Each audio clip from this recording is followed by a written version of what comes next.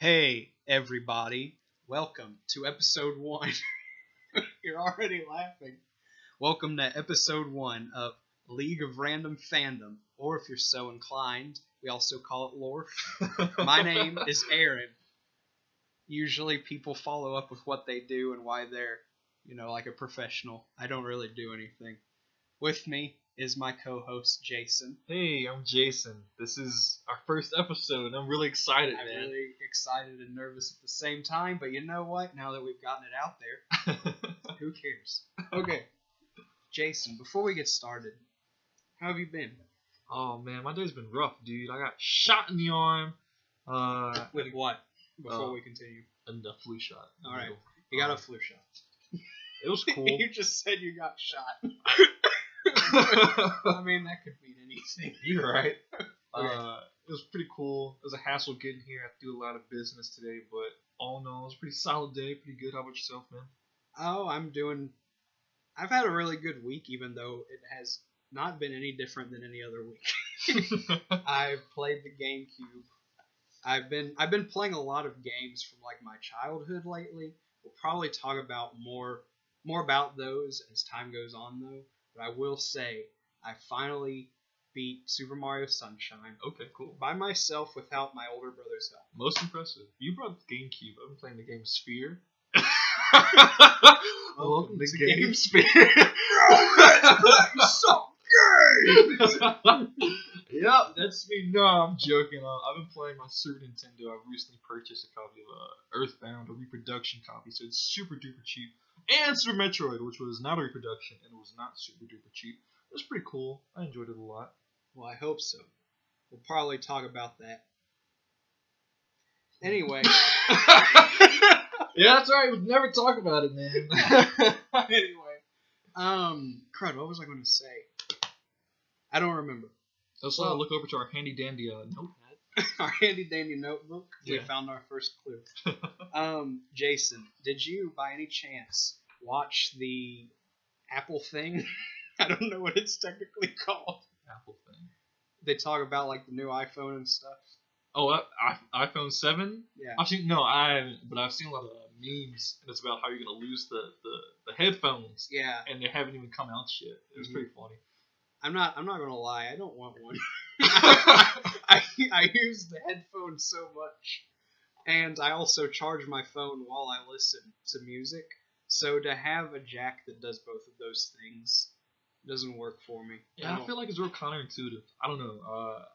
I'm getting a new phone pretty soon because my phone is shredded to oblivion, and I want to get an iPhone. I really do, but the iPhone 7 is not selling me.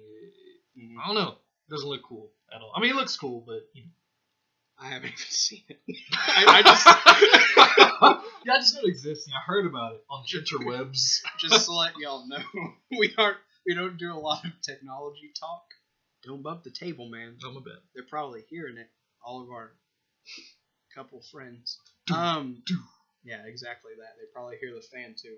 By the way, I'm sorry if you hear our computer. My computer, which we were supposed to do this podcast on, has a battery life of 30 minutes, and that isn't very helpful for a podcast. So we're using my family computer, which works, but it sounds like an airplane is taking off. So if you hear that, I apologize. Well, actually, I brought up the Apple thing because it ties. I'm sorry, I just noticed something in the room. It ties in with what we actually do talk about more often than not, which is video games. Oh, snap. Okay. Okay, now, this is the only part that I watched. At some point, Shigeru Miyamoto, who you probably maybe know. Do you know who that is, Jason? Yeah, he's my next door neighbor, dude. Shigeru Miyamoto? Teen cookies all the time, man. Well, okay. Well, he also made Super Mario Brothers, for those of you who aren't just his neighbor. Oh, I did know that, actually. Good.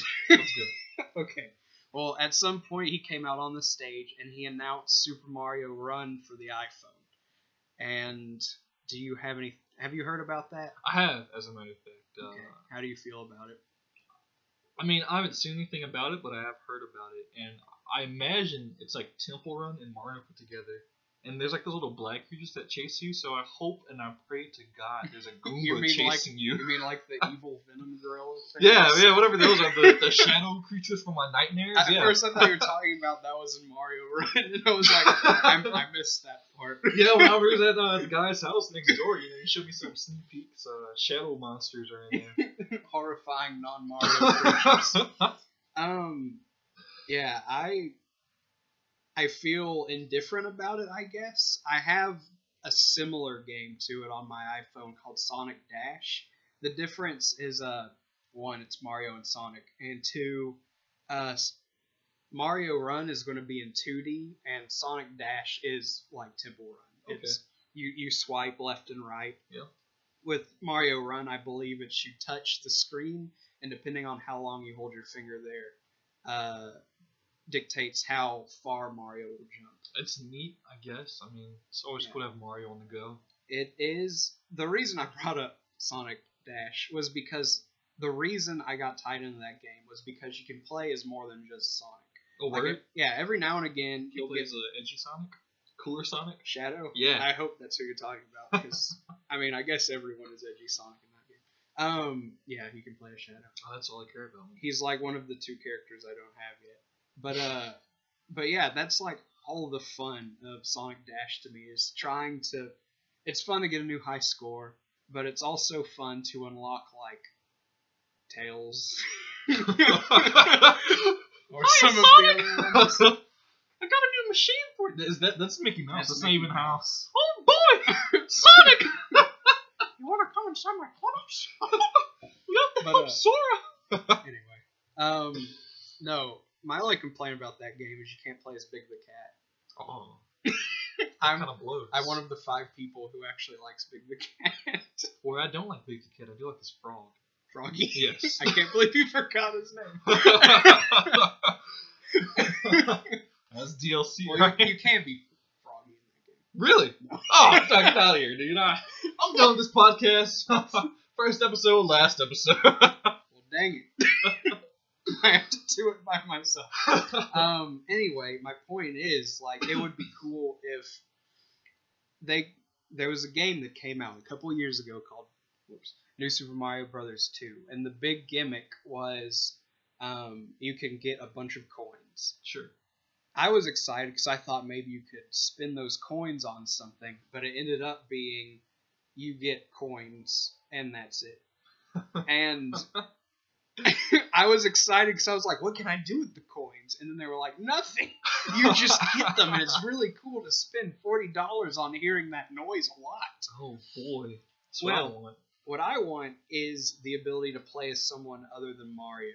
Because as iconic of a character as Mario is, I don't actually like Mario that much as a character. Why is that? There's so many more interesting Mario characters in the Mario universe besides Mario. Okay. Like, I mean, what if I could jump around the hills of the Mushroom Kingdom as Wario? I mean, wow! Wow!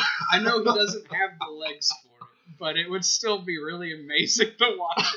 That's why it would be so amazing. He wouldn't even want to save the princess. He'd be like preoccupied with all the boxes of free money. Yeah, exactly. I mean, he'd still have a reason to play the game because there are coins everywhere. He would outsource frickin' Bowser and rule the What if you could play as Bowser? Oh, okay. That's Seeing uncharted territory. Seeing big old bulky Bowser running around like Mario. You'd never expect that because Mario's really athletic and Bowser's gigantic. But I'm sure the next character would probably be either Luigi or a Toad. Yeah. I like Luigi. I like Toad. There are a lot of Toads in games nowadays, so I would prefer to see like Waluigi before Toad. Speaking of Toad, I actually had a chance to not play but witness somebody play Captain Toad, and where I did not play it, I wish I did play it because it looks pretty cool. Continue. Oh, okay, my bad. I'm not really a big fan of like puzzle boxes or puzzle games, but Captain Toad has a little bit of a character to it, you know. I think Toad has always had a character to it, or to him, her, its species. I don't know. I think Toad's supposed to be a boy. Okay. That's why there's Toadettes. Ah, touche. But I've always fancied Toad, and Captain Toad, I believe, are two different characters. But the whole idea of Captain Toad just fascinates me. But That's my little segue soapbox. Captain Toad is a game that I've wanted for a long time. I have this backlog of games that someday before I pass away, I will probably get them. And Captain Toad is very high up on that list. Unfortunately, it obviously wasn't on the I should probably buy this immediately list, because I still don't have it. But I would really like to. Not only does it look interesting, I love Mario games that actually differ from the normal Mario formula, but you can play as Toadette, who I like infinitely more than Toad. And I already like Toad, so that's cool. It's really cool. But hey, you should be able to be Captain Toad in Mario Run, even though he can't jump or run all that fast. If he took his giant book sack off, I bet he'd have some. His book sack? He's just carrying around books. He's not even trying to explore. He's just getting the class. For sure. I mean, perpetually late. He's always like, story of my life. Well, do you have any closing thoughts on Mario Run? No. No, I don't. I think we can continue progressing to our podcast, to the meat of our podcast. We have one more announcement, though. Oh, JK. Sorry, guys. Well, for me, this is the meat of the announcement. I mean, this is the meat of the announcement, because it is, as they say, an announcement. Now, if you know me, you know that I'm one of the few people who likes Yokai Watch. You're the only person who likes Yokai Watch. That's not true. You would think so, but there are people who like it. Well, for those of you who like it, on October 15th, they are showing a localized version of the Yokai Watch movie in select theaters. Ooh. Unfortunately, none of them are in my state. Aww. But I will do anything to go see it. Even if it means asking someone to drive me.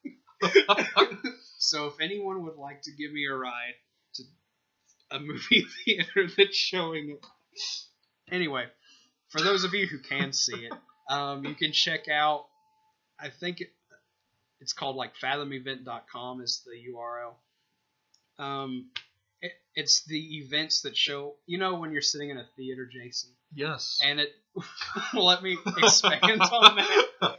When you're sitting in a theater and it shows those trailers for events no one ever goes to. Actually. There's the operas and stuff. Yes. And there's when they'd show Battle of Gods and Resurrection F. That's what I thought movies. To say that the only Fathom event I've ever actually paid attention and gone to was Resurrection of F, and I have to say it did not disappoint. It's pretty cool seeing freaking Son Goku on the screen, on the big screen, doing Kamehamehas left and right, dishing them out like he does. But yeah. Well, yeah. That it's the same thing, and in case someone at Fathom Event is listening, I'm sure people go to your events. I personally have never attended an opera, but I'm sure there are people who go to see the Avengers, and they're like, you know what, that opera looks really awesome. After I'm done with the superhero movie, I will go attend the Pride and Prejudice opera. Well, yeah, those are the people who are doing the Yokai Watch movie, and you can check out the website and see if there are theaters near you. Also, probably the biggest pull for me, because I've already seen the movie just in Japanese. Okay. I would like to see them in my native language, however, or see it. People who go get an exclusive Hovernyan medal, which Hovernyan, in case you don't know, is a really cool yokai, a really cool video game character, and I would like it. I mean, Jason knows how many yokai medals I have. Oh, well, he knows I have a lot. He doesn't know how many I have. He has binders of yokai watches, medals. Yeah, I'm just watching. Oh yeah, just the watches. Yeah, not even yokai watches. I don't even collect the watches. I don't even collect the medals. I just have a ton of watches. He just pockets people all the time. Little thief. So, if you're into that, which I am, maybe Jason is. I don't know. I can't speak for him. Then you should totally go to see. Well, I hope so. Because we're probably going to talk about it a lot during this podcast. Yeah, totally go see it. Jason. Yes, sir. Now is the meat of the podcast. Okay. A few weeks ago, I would have liked to talk about it sooner, but life happens. Sometime during I think September 1st, there was a Nintendo Direct all about 3DS games that are coming out. Yes. Jason and I have both watched it multiple times, and we have some thoughts on it. We're going to go through all the games and talk about what the heck we think about all these games that they're announcing and other things as well. Let's dive into it. Dive in. Speaking of diving, Pokemon Sun and Moon, because that's a movie you can learn in Pokemon, and also it's happening in like Hawaii. Okay. That's an excellent segue there. This is the first podcast. I'm sure I'll get better. But, you saw that. Oh, man. It's time for me to speak on it? Because I have so much to say on it. I don't really have that much to say. Talk about it. I think it's way convoluted. There's so much going on. There's like a whole other like league of Pokemon called Ether Beast. Ultra Beast. See, I don't even know what's going on. Ether Beast would sound cool, but it's just Ultra. Ultra Beast, Ether Beast, Tomato, whatever's happening needs to stop, okay? I thought it was cool whenever I saw the Aloha forms, but then they showed Rattata in his ugly mug, and they showed him turn to, like, a vampire Rattata. I thought that was the dumbest thing. Of course Rattata would be something annoying, you know? I would like to... I want to see Bidoof, you know? Aloha Bidoof. And honestly, I don't know. I just think it's too much is going on. There's this whole like new reader for the Pokemon thing in game that I saw. We have to go look up. I don't know, some kind of creature. It's not a Pokédex. I know that. There's a lot of other strange new things. You know, maybe I'm just a guy from the past, and I like sticking to my Generation 1 and 2 and 3, sometimes 4 on a good day Pokemon, and just catching them and trying to meet the Elite Four and giving Gary funny names, or whoever your rival is. Yeah. But I don't know. Will I be purchasing it?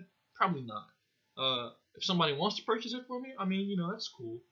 If our sponsors that we don't have would like to give me one, hey, that's cool too. But I don't know. It just looks like it's too much. It's too hip. That's the perfect word. It's too hip. It's turning into Splatoon. I'm just kidding. But Splatoon is very, very hip. First thing I'd like to say is you called Rattata both Rattata and Raticata in the same sentence. He doesn't matter. That's true, though. I'm sick and tired of him. I think Raticant was what I was trying to say. Raticate. Oh my god, I don't even know. Man. You're getting confused with Magikarp. Anyway, I mean, his new form looks cool. I think what you're thinking of is actually a Pokédex with the reedy thing. Sure. Were you talking about when they were taking pictures in that other trailer? It looked like they're catching like little amoeba or some kind of bacteria or something. Oh, okay. I'm really glad you brought that up because I can actually explain it for you. Alright, have you heard of the Pokemon Zygarde? He's one of the legendaries in X and Y. There's like the big reindeer thing. Oh yeah, and then there's like the crazy bird, and then there's like the little geometric looking thing. It's green and black or something like that. Yeah, it's like it's like Porygon. It's like a serpent. Correct. A serpent made of like green and black. Yeah, Porygon on crack. That's exactly what it is. No. Yeah, that's Zygarde. It's like the huge snake. Yes, I'm familiar. In Sun and Moon, Zygarde has like multiple forms, and the more of these little cubes and mini Zygardes you find, you can actually build him up to his full form. Oh, that's neat. Mm-hmm. Okay, I didn't know that. Yeah. That's all right. And then the taking pictures of thing. Oh. I don't even think that was in the Direct, but we might as well talk about the other Pokemon news that has been, announced since this Direct. They did show off like the ability to take pictures, and I thought that was cool because a lot of people have clamored for Pokemon Snap 2. That's basically what that is when you get right down to it. It's just taking pictures of Pokemon. Okay. Let's see. My thoughts on the trailer within the Direct. Really, the biggest things were Alolan and Rattata. I thought it was cool that they had some lore based on it. How annoying it was? It's like Rattatas are like the cockroaches of the Pokemon world. Like they do something to get rid of them because they serve no purpose, and all they do is change to Dark type. They evolved. Yeah, they became worse. Yeah, they became more annoying. They became evil versions of themselves, which are already more pretty evil terrible. versions. Yeah. There was that, but you're completely forgetting the best part of that Nintendo Direct. Oh, please enlighten me. Snorlax. Oh yeah, let's talk Snorlax. Snorlax finally giving them the business, dude. Snorlax about to go ham on them turkeys, man. He's what does that even? I don't know. Snorlax woke up, eyes blazing with rage and fury. Of all the people who said Snorlax is stupid, he's about to crush them with How many people say that? I don't know, Snorlax is pretty awesome. With all the rage of about 5 people. Yeah, we heard all 5 of them.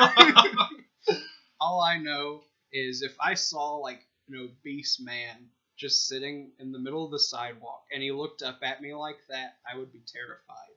And because that trailer was so cool. It was like, I mean, all my life I've known Snorlax. It's just this weird cat panda thing. It's always sleeping. It doesn't do anything. It's not like... He's always in the proverbial roadblock. Yeah, that's all he does is just sleep in the middle of the sidewalk. He's not like, crud, what is it? Garchomp, where if he was a real life thing, I would be scared for my life every day. It's frightening thinking about it. I mean, there are Pokédex entries that are just like... Sand sharks? Or something that should be in fiction only. Yeah, that's like Gengar. Like Gengar looks just cool. Are they real? Are there really sharks running amongst science us? gone too far? Man. But yeah, dude, I like whenever they they tried to sell it. They're like, yeah, but if you pre-order the Pokemon Sun and Moon, you get a free Munchlax. And they show Munchlax all innocent and whatnot. Like he's not about to murder you as Snorlax. Yeah, he's not about to, what did they call it? Pulverizing pancake. Yes. That's what it's called. Which is a silly name, Nuclear but I like bomb. Hiroshima, Nagasaki, Part 2. That's what it looked like. Probably. Anyhow. But yeah, like, I don't know, having this harmless Pokemon just decide to wake up one day and, like, sit on you from the sky, it's really funny to me. And just because I love Snorlax so much personally, yeah, I already intend to buy Pokemon Moon. I might pre-order it. I don't know. I don't know if it's completely worth buying it early. We'll see. I don't know. All right. The next thing on this list is Super Mario Maker 3DS. I already own it on Wii U, and that's really all I need to say about that. If you don't own a Wii U, then by all means, I would suggest you get Mario Maker 3DS. Jason and I have spent hours playing Super Mario Maker. Hours of blood, sweat, and tears. Oh my goodness. And random Shaun the Sheep levels. And freaking, like, out of the blue anime characters. Like, who wants to play as a Japanese girl? I don't know. Japanese people, probably. You're right. Touche. And Japanese people want to play. Shaun the Sheep still gets me. I watched Shaun the Sheep when I was younger. I have no ill will towards Shaun the Sheep, but seeing him in a Mario game is one of the dumbest things. Well, this is the conception of Shaun the Sheep. That's what they were going for, you know? Yeah, they were like, they're like, hey, everyone loves Wallace and Gromit, but you know what would be really cool is if we made a spin-off character from this Wallace and Gromit series, and he will be a Mario character. That was the plan from the start. Yeah, they all had an agenda, and that day was realized this year. Yeah, thank heavens. Man, so much planning is finally paid off. But all that Shaun the Sheep planning is not nil when it comes to Super Mario 3DS because, as you know, you can't play as any of the cool skins. I know. So. That's the biggest downside. If you own a Wii U, and you shouldn't be able to ask yourself which version of the game should I get. You need to go with the Wii U one because not only can you actually search for levels, that was a thing they took out in the 3DS version. Which is silly because I feel like that would have taken the developers like 2 seconds to do to add a search query, and they're like, you know what? No. And then they were also like, you know what? How about you can't play as any of these anywhere between amazing and questionable costumes we've also made for the game. I mean, what if I wanted to play as Starfy? I personally love Starfy, or Master Belch from Earthbound. Yeah. Someday, or one of these days. Hello Kitty. Yeah, or Hello Kitty. I mean, that one I understand a little more. Everyone knows what. Well, they know what Hello Kitty is. They don't know where Hello Kitty's from. True. Did you know that the artist behind Hello Kitty, her name is Yiko Shimizu, and I don't know if she's still around making Hello Kitty or not. That's some subsidiary. But there's another artist named Yiko Shimizu, and I happen to follow her on all my social media. She teaches up in Boston, sometimes in New York, and she travels a lot. But her work is phenomenal. She's done some of the covers for the comic series Unwritten, and a whole bunch of other things. But I don't know. Pretty cool. Anyway, back to that's pretty cool. You learn something new every day. Yup. You can also play as My Melody, which is the bunny thing that's from Hello Kitty. Also true. What's another weird costume? The pigeon, the mahjong tile, the car. Oh yeah, the van. You could be Mario in like a Mercedes Benz, which is weird. They already had a Mario Kart, but they decided to put a real world car in it, which I'm satisfied with. I'm not upset at all. I understand that only because there are 3 Mercedes Benz you can use in Mario Kart 8. Mm-hmm. So Nintendo and Mercedes Benz already have this thing going where real world cars are DLC for Mario characters. So you heard it here first. This is LORF exclusive. Mercedes Benz is going to be in the next Smash Brothers. Oh, for sure. I mean, their skill set. In fact, they've data mined, haven't they? They've shown their Bs and their whole combo roster. That's exactly it. All the color swaps are just like silver. Mm-hmm. Shades of silver, just like the Pokemon, all the same color. But, right. And Final Smash is a commercial. Absolutely. It's like... It's a 30-second ad. Yeah, it's showing 3 different Mercedes-Benz models driving down the road, and it's like only 1-year warranty to get this Mercedes-Benz Ultima, and then all the other players die. Alright, we've spent enough time on Mario Maker. It's just chill, let's move on. Well, on Mercedes-Benz. Mario Party Star Rush. Now, Jason hasn't played a lot of Mario Party. He played 1 round of Mario Party 5 with me. Yes. I don't know how much he enjoyed it. It was because competitive games, depending on how fun I am to play with on video games, depends entirely on how well I'm doing. This is also true. Don't ever play Smash Brothers with Aaron. I wasn't doing well that day. Aaron will beat you like 99% of the time. But the one time you beat Aaron, oh, it's over. Oh my goodness, man. He'll give it to you. But yeah, my time playing Mario Party was different, to say the least.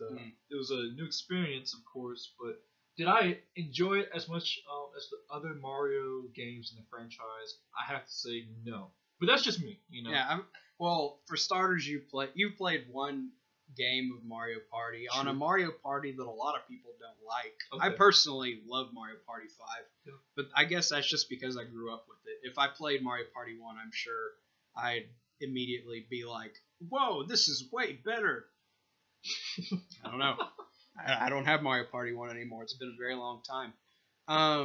Also, to have people, like 4 people playing it instead of 2 people and 2 computers. Yeah. Because computers are just unfair. They're either really laughable, like this thing is being controlled by the game. It should be winning, but it has nothing. Those kinds of computers are very funny to me. Oh, they just humor us. They pity us, you know. Yeah, they know we can pity them. But then there are the ones where it does everything right, and you're just like, this isn't luck. This is the computer favoring the computer. And so to have 4 people play, I feel like you'd like it a lot more, because then it's just the computer and we're all at its mercy. Yeah. It's not like, you're my son, I favor you over the humans. Because who was it? It's not Bowser Jr. who was a character at that point, but it was some junior-looking Bowser. Koopa Kid. That's the one. Stupid Koopa Kid. My God. Every move he got like, what, 1 million stars? It was ridiculous. Nobody could beat him. And I was so close. I had 1,000,001 stars. He had 1,000,002. And he, I don't know, cheated the game and won. And I hated the little closing ceremony because you have to watch as you fall off into the void. You have to watch this. The only person who doesn't die is the person who gets first in a board game. Everybody else is oblivion. Well, that being said, you got the Mario Party experience. Yes. You got angry, but you had some fun. Well, the reason I bring this up is because I never played 6 or 7, but I've played every other Mario Party there is at some point. 8 was a very interesting game, but honestly, it was the last Mario Party game I think Hudson Soft had anything to do with. Then there was Mario Party 9, which I own, and it's not fun. They took the board game aspect, and they made it like it's all just a road. There's a point A and a point B, and you're all in a car together. Okay. And Is that you're the one where like Bowser can like it's like if you roll a certain number, he'll like attack you or something like that, or? I think you're thinking Mario Party 10, but those have very similar qualities. Okay. They're both like, we're in a car together. We're not on a board game. We're just driving down the road. And they like took everything that was fun about Mario Party and made it just like a road trip game somehow. And I don't even know if that's a genre, but road trip. Yeah, it is a genre. Oregon Trail.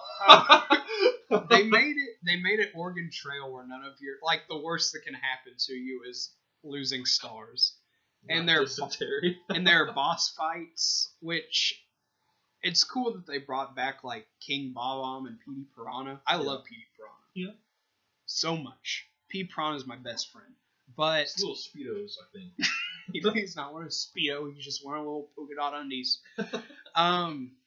It's cool that they brought those characters back, but just normal mini games are way better than boss fights in my opinion. I bring all this up, this huge rabbit trail we've gone on, to say that Star Rush looks like a happy medium between normal, like what everyone's used to Mario Party, and Road Trip, the video game. It's I don't know how to explain it. There's more of a board, which is good. Yes. The boards themselves aren't very imaginative. It's just like you're on the beach, where it used to be like you're in the middle of like canyon warfare and there are cannons everywhere. Play some Mario Party. I mean, I think soldiers dying in the background. I mean, it's either in Mario Party 1 or 3. There is a stage called like Wario Canyon where they're just like Bob-omb shooting cannons at each other, and it's just like, well, let's go get the star. Wow. While the troops are dying for us. Yeah, this game it looks like a step in the right direction, I will say. I would just like them to make a normal Mario Party again, though. Yes. And make Petey Piranha playable. Okay, next up is another game you aren't very acquainted with, Animal Crossing. This is true. I've never played an Animal Crossing game. However, Aaron has the little amiibos for him. They're pretty cute. I've always been attracted to them. No, that sounds gross. No, I've been attracted to the idea of the game. Cool. Yes. Sorry, audience. I've owned every Animal Crossing game except Happy Home Designer that's come out in America. I'm well acquainted with the series. I love it to death. It's very nostalgic for me. I don't like Amiibo Festival very much, but that's a topic for another day, I'm sure. I think it's kind of odd, because I think New Leaf came out like 2013, so they're updating a game that came out quite a few years ago at this point. I understand Amiibo wasn't a thing back then, yeah, but it's just kind of odd, I guess. The DLC itself, though, looks pretty cool. I don't know if do you know what it is? I don't. Okay. So basically, they have new Animal Crossing Amiibo cards. Okay. But instead of scanning them into Amiibo Festival, you can duel with them. Yes. What? Really? No. Oh.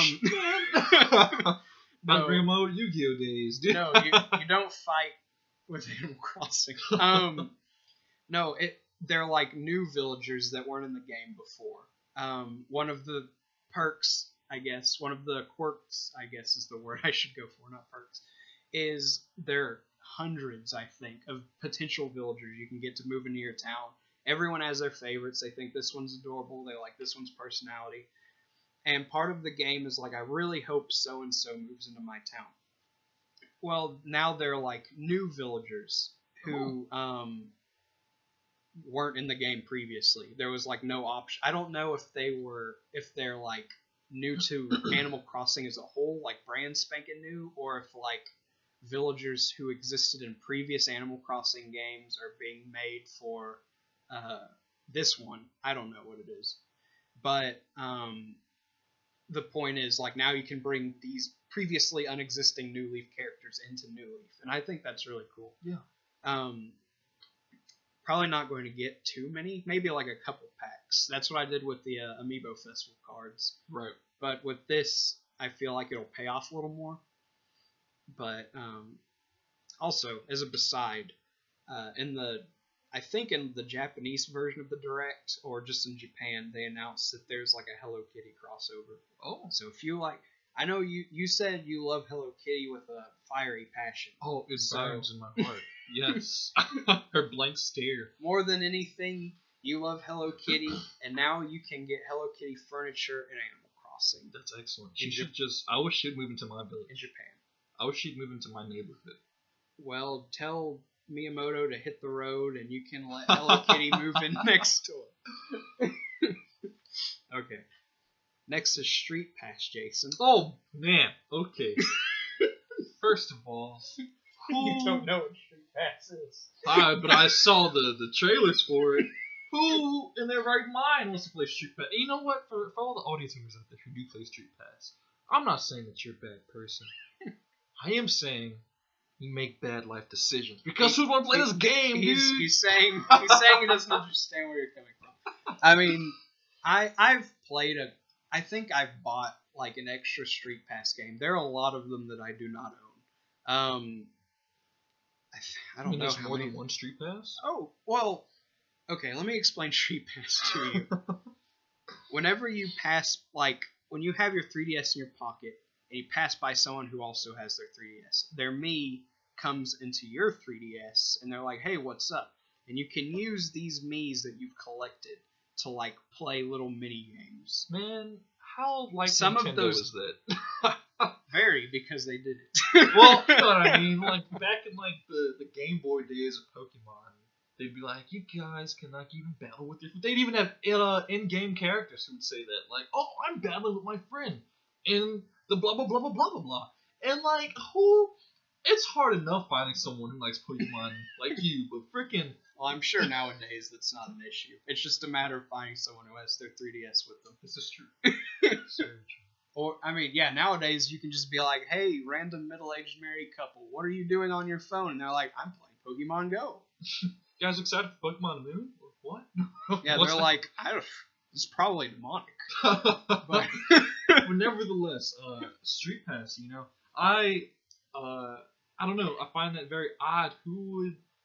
I just don't understand the enjoyment that would come out of it, you know. It's, as I've played a couple of them. Yeah. As someone who doesn't Street Pass very often, I don't know many people who have 3DSs just because of, like, the circles I socialize with. So I don't get... I think I know, like, 2 people who have a 3DS, and one of them is my little brother who never plays his 3DS. The other person, I don't know if Caleb plays his 3DS. I don't know. I really don't. Maybe he'll listen to this podcast and he'll answer us. Oh boy, Caleb, if you hear this, write in and let us know if you're playing your 3DS. We would love to know. All of our fans are listening. But yeah, that being said, I don't use Street Pass that much. It's basically just like when E3 rolls around, one of the developers shows up in my Street Pass. I'm like, well, let's play the space game. I don't remember what the space game is called, but it's fun. Yeah, that being said, now that Jason's gotten off of his rant, I think some of them look cool. There's like the stock market one. I don't know how enjoyable that one is. The slot cars look pretty cool, and it's free. I might get that one. Oh, is that like the thing with the fire trucks that's racing? Mm-hmm. Oh yeah, I could see how that looks cool. That and the stock market one of those Like you can choose which one you want to be free, and I think I'll go with the slot cars. I guess who wants to work on the stock market? Oh, I do. I'm just saying I like slot cars more. Oh, okay. But I would willingly pay $5 for stock market. I'm just kidding. All right. Next is Tank Troopers, which is a new game that's coming out. So new, in fact, that the trailer was in Japanese. So everyone was not speaking English. But it looked cool. Yeah. I will say that I usually don't fancy these new Japanese games that they show on these directs as they do. But the Tank Trooper game, it did look neat. I like the innovation behind the characters. I thought it was pretty cool. The color palettes allowed them was pretty neat. The idea of making tank warfare more tankier. Crud, I wish I wrote down the little tagline. He said, like, making war with friends. Yeah, that's exactly what it was. Making war with friends. Like, that's what I've always wanted. Hey, man, what do you want to do today? Like, let's go to war, you know? Let's get drafted. I declare war. Come on. Bang, bang, bang. But it did look neat, you know. It has a lot of cool functions. There are a lot of different characters, and each character has their own, like, quirk? Yeah, like their own little abilities and stuff. stuff. So there's one guy who's blue, and he has, like, white, spiky hair. So, of course, he's Ice Power Man. And he can freeze targets or something with the sword. Frozone. Yeah. Frozone, as a matter of fact. In fact, they have the whole Incredibles roster. Yeah. I can't wait until the Underminer DLC comes out. Right. You know, I would voiced love by to. Ham himself, P.T. Flea, those fish from Finding Nemo, all of them. I just want Syndrome's face as a tank skin. just his dorky little bucktooth mouth is like the cannon. I would love that. Yeah. And every time he shot it, he'd be like, Mr. Incredible!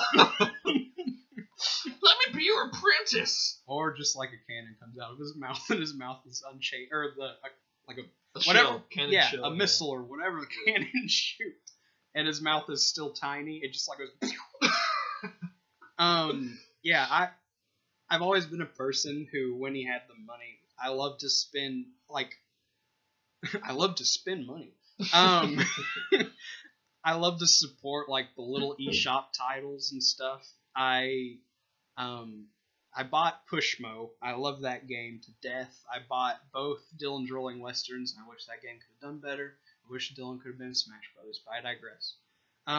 The characters do look interesting. The ones that caught my eye was like there was a big magnet man. Yeah. And there was like a skull kid. Skull kids in it. Also, there's a dude who looks like there's a guy who looks like he got back from like 3 o'clock paintball with his bros and never took a shower, and then the next morning was like, I forgot I've been drafted, and so he's just like riding around in his little tank with like paint all over him and paintballs sticking out of his hair. My favorite looking guy is, like, I guess the standard, the default character, and he has like the triple goggles going on. And usually in these type of games where there's a lot of diversity, I like to go for the standard character. It's pretty usually well balanced all around. Just like Mario in a lot of these like Olympic games, his stats are not like specialized, you know, but they're pretty overall decent character, you know. So I like beginner character. Right? Yeah. So I like to go for these standard characters. Plus, he looks cool. Yeah. So my last thought about Tank Troopers is I don't really understand the practicality of 3-lens goggles unless he is a Triclops. Okay. Next, I know you have so much to say about this. Picross 3D Round 2. Oh, shut up. I have absolutely nothing to say about it. I feel the same way about this that I do about Street Pass. I don't understand. The only cool thing about that was seeing Link on Epona. And even then, you can't do anything with that. It just happens to look at it. Yeah, sure. It's like an amiibo, but you're not holding it. And that brings me back to what we were saying earlier. You know, I was talking about Captain Toad, and usually I'm not like a puzzle kind of guy. I'm really not. So that's why Captain Toad sticks out to me, because it caught my interest, pulled me in. It's like a platformer on top of it. Yeah. What's it called? Picross. I don't even know what it's called, man. Picross. Oh my goodness. It looks like, you know what it looks like? It looks like the guys at Nintendo were like stressed for time. Like, oh man, what can we do, man? I don't know what to do. Puzzles. Picross. Like they just threw something together, and it doesn't even look like that strenuous of a puzzle. It just looks like you're poking at something. Well, I mean, it looks strenuous in the sense that I have no clue what's going on. Yeah. That being said, we will say this: if you like the first one, I imagine the There's second a first one. Yeah, it's called Round 2. Oh. I mean, unless they just decided, for like the sake of intrigue, just like let's call it Round 2, and everyone would be looking for Round 1, but there isn't one. Oh no. Well, yeah, if you like the first one, I'm pretty sure you'll like this one. Jason and I have never played Picross, and we have no clue what it is, so we don't have a lot to say about it. I feel like I'm giving you guys the impression that if I don't know the game, I think it's a trash game, and I don't want to say I don't want to give that vibe, you know. I just You know what I hate about Street Pass? I don't even know what it is. It angers me that I don't understand it. Guys, I'm sure these games are great in their own regards, but Yeah, I'm sure if I sat down and played Picross, I would be like, hey, I understand these rules. But just watching the video, I was like, I don't know what's going on, but hey, there's Link. NES Classic, Jason. oh boy, okay. We're trying to make so I really love retro games, and I'm not saying that because like, oh man, it's so cool like retro games. Look at me. and Modern games, those are for dorks. The real cool kids play classics. right, you know, I don't want to be that guy. Maybe I sound like that guy. Maybe I am that guy. I just don't know it. I mean, classic games are good for a reason. They are, you know. And seeing that little NES in your hand is pretty neat. I've never owned NES. My uncles always owned an NES. They owned everything. But I remember playing just freaking awesome games, you know. It was really fun. As a matter of fact, straying away just a little bit, I actually have an SNES, and I purchased and invested into it quite a lot. I think at the beginning I mentioned I purchased Earthbound and Super Metroid, which is just to name a few in my collection. But like, I love these old things, you know. And I would definitely, in fact, I'm definitely gonna get the NES, the little mini cute thing. And it is cute. Little mini cute thing. NES. Well, I mean, it really looks. It looks cool, and plus it comes preloaded with like. Yeah, it has like. It's a lot. I think at least 40. It's pretty good, Yeah. and they're all like great games. You know, It's not like they were like, hey, check out this like movie cash-in game. Let's put it on the mini NES. Everyone loves that one. But even then, I feel like I don't know if they'll start to move in the direction of like these really obscure NES games. If they do, you know, power to them. You know, just to get light on these other cool things out there.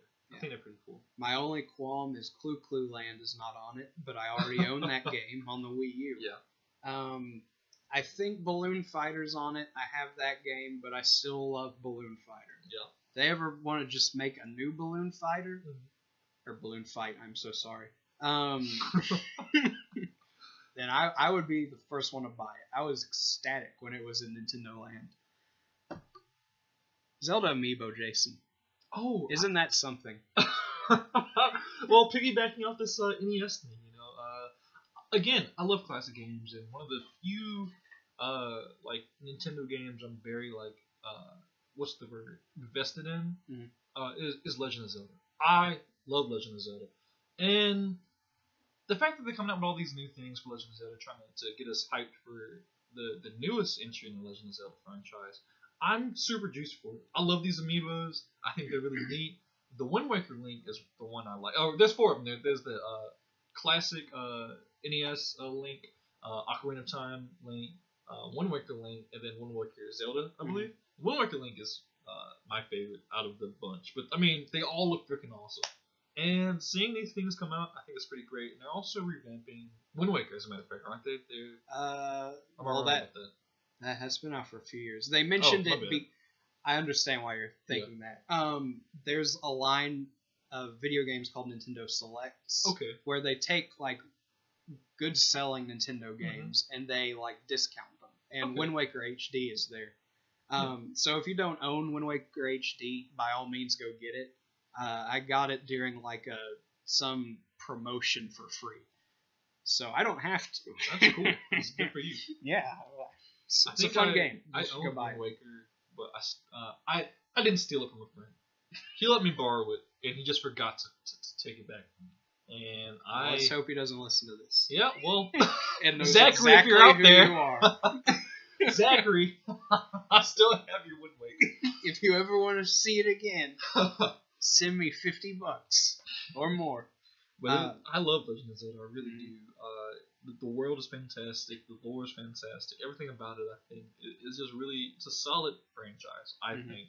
And seeing these new what is it? At E3 and they showed what I forget. It escapes my mind. The new title for Legend of Zelda. Breath of the Wild. Yeah, Breath of the Wild. Whenever I saw it, I was blown away. I thought that was incredible, the things you could do in that game, or at least the things that I think you could do in that game, and how vast it is. Like it is very expansive. I think, and I love that. I don't know. I feel like Legend of Zelda games where I have a lot of praiseworthy notes for them. They can be very linear at times, and this one does not look like that. Absolutely. I'm very excited for it. So this is my thoughts on it. Aaron, what do you think? Well, I'm a huge sucker for Amiibo. I wish they could do more. I've just sat down for long periods of time thinking, what could Nintendo do, and how can I get my thoughts to them, and would they even listen? But that being said, I've probably more of a collector than I am a gamer. I definitely play video games, but my room is just full. I'm like a hoarder, but I do a really good job of organizing everything. That he does. It's wonderful. It's glorious. That being said, I haven't played as much Zelda as Jason has, more than likely, but I do really like Zelda. I'm really excited for these Amiibo. I really hope they make more. I know, at first I thought when they announced Wolf Link and Midna, those Amiibo, or that Amiibo, excuse me, with the Twilight Princess HD, I was hoping it wouldn't just be like a one-off, like, oh, there's one Zelda Amiibo. I mean, it's a cool one. I wish they made more. Then they announced, I think, 3 for Breath of the Wild. There's like Link jumping and shooting a bow and arrow. There's Link on Epona, and then there's one of the crazy guardian things. See, I didn't even know that. That's pretty cool. Well, you learn something new every day. Yes, sir. I learned something that you said earlier about Hello Kitty, and now you're learning about this. And now they're announcing these. I can't wait for like Tingle. I know everyone is really psyched for Tingle. I'm sure there's already a petition online for it because people make petitions for literally everything. Actually, data mined, the moon from Majora's Mask confirmed Amiibo. I would buy that. It's I would to love scale, actual moon size. If someone gets mad at me, I would hang it over their bed, and they'd have to wake up, and the first thing they'd see is a creepy face man. That's terrifying. Then don't cross me. Anyway, Ganondorf. Don't you mean Ganondorf needs one. Picross you? Oh, that's what I meant. Well, that's a knee slapper right there. Yeah, cut that short. Yes, I do want these. All right. I have a bit to say about the slick new Galaxy style new 3DS XL, Jason. Okay, Reggie. Tell me your. Where are my donuts? My thoughts. So they took this new 3DS XL and made it space themed around the 30th anniversary of a franchise that's near and dear to both of our hearts. Can you think of what that is? Space themed. It's as old as Zelda. Metroid! Yeah! My favorite! Hey, so earlier I said, you can hear in my voice how passionate I am, man. I'm talking fast, you're talking loud. I love Super Metroid. It's good for the microphone. Oh, sorry, guys. Sorry, that wasn't sarcastic. Oh, okay, cool. The louder told Aaron these days. But Super Metroid, by far one of my favorite video game franchises. Every entry in Super Metroid, except for whatever that freaking thing was, what was it? Other M? No, Other M, yeah. But it's the newer thing. Oh, you don't like Federation Force? I do not like Federation Force. But let me ask you something real quick. Yes. If it wasn't a Metroid game, how would you feel about it? Ain't got me there. Yeah, I guess it'd be cool. I think I understand where you're coming from. Yeah. I would just like a return to form for Metroid. For sure. Because I'm as passionate about it as you. Yeah. My heart sank as much as it can for something that doesn't affect me in the long run. When Sakurai was like, Ridley is just too big for Smash Brothers. I was like, he's not. You just don't believe. No, he had too much time figuring out how Palutena was going to do her little taunt on her pole. Yep. But golly. And Bayonetta. Man, don't even talk about it. Freaking Bayonetta. We can do that later.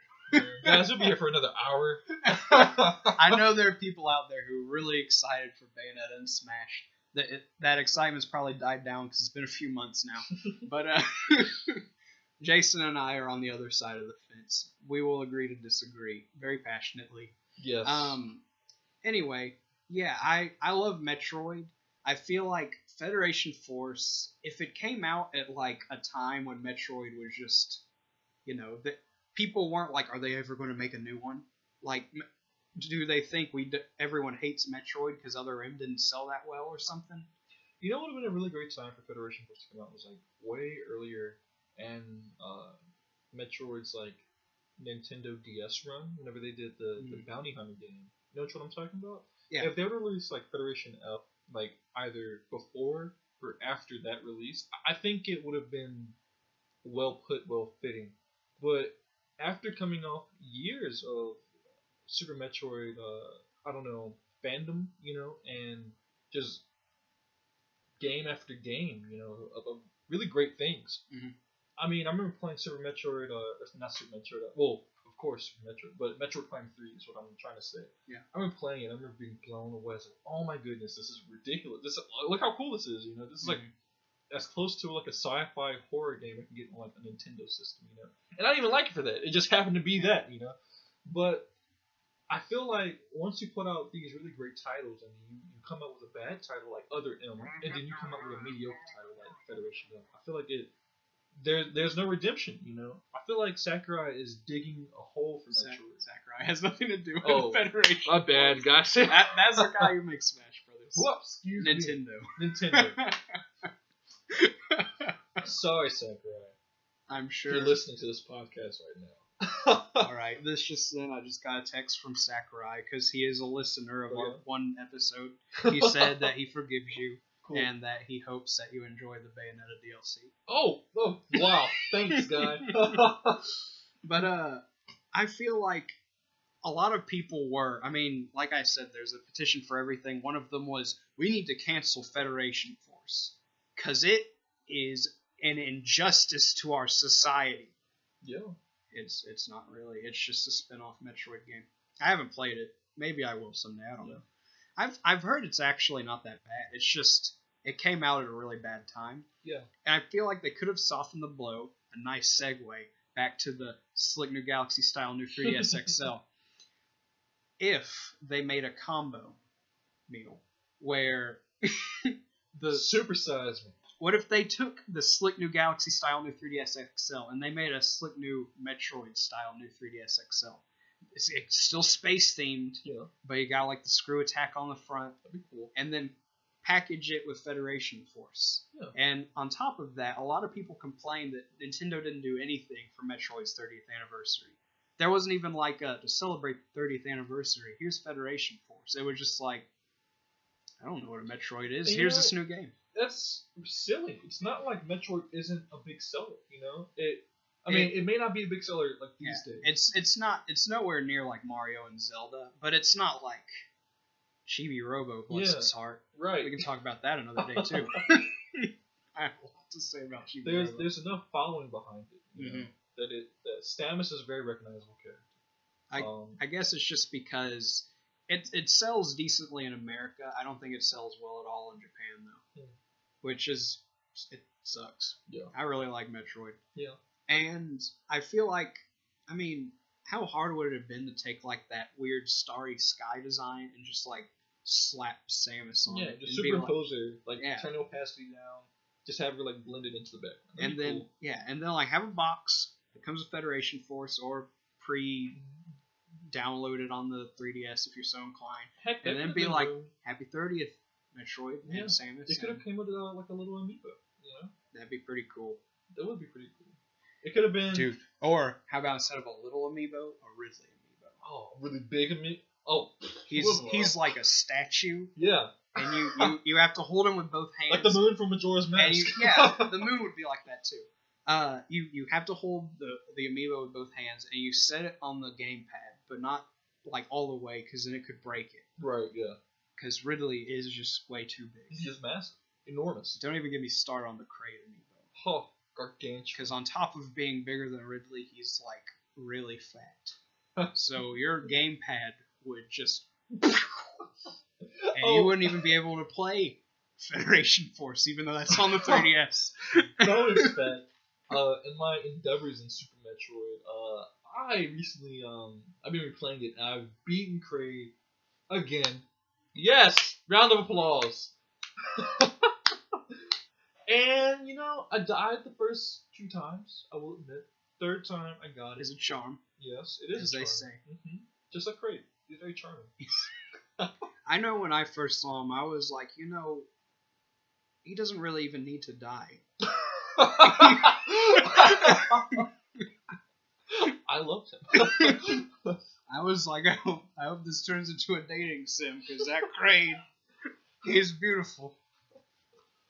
Man, what do we have up next, man? Hyrule Warriors Legends DLC, Jason. Oh yeah, cool. I like Hyrule Warriors. I like the whole concept of it. I like the whole the Warriors franchise, or like the little cool things they like the One Piece thing, Pirate Warriors. I thought it was really cool. I had a chance to play that, and I thought it was really awesome, And I have not had a chance to play Hyrule Warriors. But it doesn't look like it's gonna disappoint. Yeah. And seeing the Toon Link DLC was pretty cool, because he has the little sand wand or whatever it's called, and he can just pick up blocks of sand.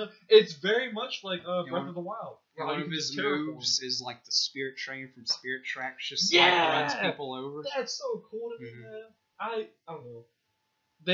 Legend of Zelda doesn't even disappoint. I've never played a Legend of Zelda game and was like, you know what? This blows. Ever. Yeah. Hyrule Warriors is another game I'd like to get on the Wii U that I just haven't. My older brother, that's like one of the few games that like legitimately interests him, and he's like, when are you going to get Hyrule Warriors? It's that. At one point, at least, he was interested in Xenoblade Chronicles X. He might still be. And Pokken Tournament. He's asked about all 3 of those, and I own none of them. Oh, you gotta get Pokken Tournament. Well, yeah, I mean, you can be a Chandelier. Or a Librador Pikachu. Yeah. The second one. Just to let y'all know that wasn't sarcasm. I love Chandelier. And Darkrai is going to be in it. Yeah, that's right. He looks so Darkrai. He looks creepy. But yeah, my favorite part of the DLC is definitely Toon Zelda. Yeah. Because she's in the crazy cool armor. Mm-hmm. That's the armor she uses in her down B in Smash Brothers. Yeah, that's right. Mm-hmm. It's pretty neat. She possesses it like a little ghosty girl. Mm-hmm. I like it a lot. It's not better than Tingle, though. Nothing's better than Tingle. Exactly. I mean, he's the one who got his own spinoff. Like 3 of them. Yeah. Tingle's none of them came out here, but I'll probably import it someday. Phoenix Wright, Spirit of Justice, Jason. Very Phoenix Wright. That's true. Does not look like it's gonna disappoint. I've only ever played the first Phoenix Wright game. I've seen gameplay of the sequels, but in my days of the first one, I remember I was in middle school and they introduced it to me on the bus, and I was like, "Oh, cool! I have a DS. Can I borrow it?" And they're like, "For sure, That's and cool. So I did, and it's comical, it's cool, and it has serious tones at times, and I feel like this new Phoenix Wright is more serious than comical. At least that's what I got from it. What do you think? I feel like Phoenix Wright's always done a really good job of balancing those 2 things. Yeah. I mean, every case is a murder case, and yet they take the time to make silly little jokes along the way. Mm-hmm. I feel like this game is no different. It's just more mystical than the other ones, which is saying something, because all of them have mysticism in it. True. I've seen like a walkthrough for every game, and I've played some of Dual Destinies. I would definitely like to get Phoenix Wright. It's already out. Yeah. And there's a demo too. I don't have the money for it, but Well, I have the money for the demo because it's I free. know who's getting what for Christmas. Cool. I'll get you something too. I don't know what it is. Well, you should get me that too. Alright. Dragon Quest 7 and 8 are both being re-released. Well, before this podcast, guys, me and Aaron had to have a really serious discussion. Well, he had to have a serious discussion with me because this topic is where I don't know Dragon Quest. I do know Akira Toriyama, and I do know Dragon Ball Z. I can't talk about Dragon Ball Z as much as I'd like because all it's going to amount to is why Broly isn't a canon character. See, there we go. I'm already getting off tangent, man. It's alright. Broly should be a canon character, dude. He should. I don't know why he isn't. He's literally a Super Saiyan God before Super Saiyan God was ever a thing. Nevertheless, Dragon Quest 7. I wrote it down when it'll be released, but I don't have the release day with me. Sure, if you like the other ones, this one's probably also a Dragon Quest game. I don't know much about it. I mean, everything I've heard about is like this game is like award-winning. Everyone plays it. I've never heard anything bad about it. It's just I've never Fantasy heard meets Dragon Ball. At least no. Okay. It is. It's like I think it's more just Final Fantasy. Yeah. In the sense that it's an RPG, and meets Dragon Ball Z in the sense that yes, Akira Toriyama did the art, but that doesn't make it Dragon Ball Z by any stretch. Yeah, I never hear anything bad about it, and I hear about it all the time. This series, I don't play it, and I don't know anyone who does. I remember reading whenever Shonen Jump was still printing, and you could just go buy them for like $5, like Walmart or whatever store you need to go buy them at. And I remember flipping through the pages of these Shonen Jumps, and Dragon Quest would be like literally every other freaking issue. Like, it was amazing. I was like, oh man, this looks cool. And just like you, I'm not gonna buy it. Yeah, I'm never gonna play it. It's like an enigma that Dragon Quest has apparently become such this beloved franchise, and yet, like, I've never felt the urge. Not because it looks like a bad game. It just looks like it looks like a very solid, passable RPG. Yeah. But I have a lot of those I still need to beat. That's every game that Akira Toriyama does the art for, like Chrono Trigger or Blue Dragon or Dragon Quest. You know, I really do want to play these games a lot. I remember watching like a few episodes of the Blue Dragon cartoon anime that came on Cartoon Network for like a time, and it was neat. It was okay. It was a typical video game anime, you know. But I remember looking at Chrono Trigger stuff. And I was like, whoa, this looks really cool. There's a frog knight and Tapion from Dragon Ball Z. And I really want to play it. In fact, it's one of my missions. Aaron talked about one of the games he wants to get before he passes. Chrono Trigger, the first one. It's expensive, literally an arm and a leg. And I want to get it. I want to get the cartridge, no reproduction.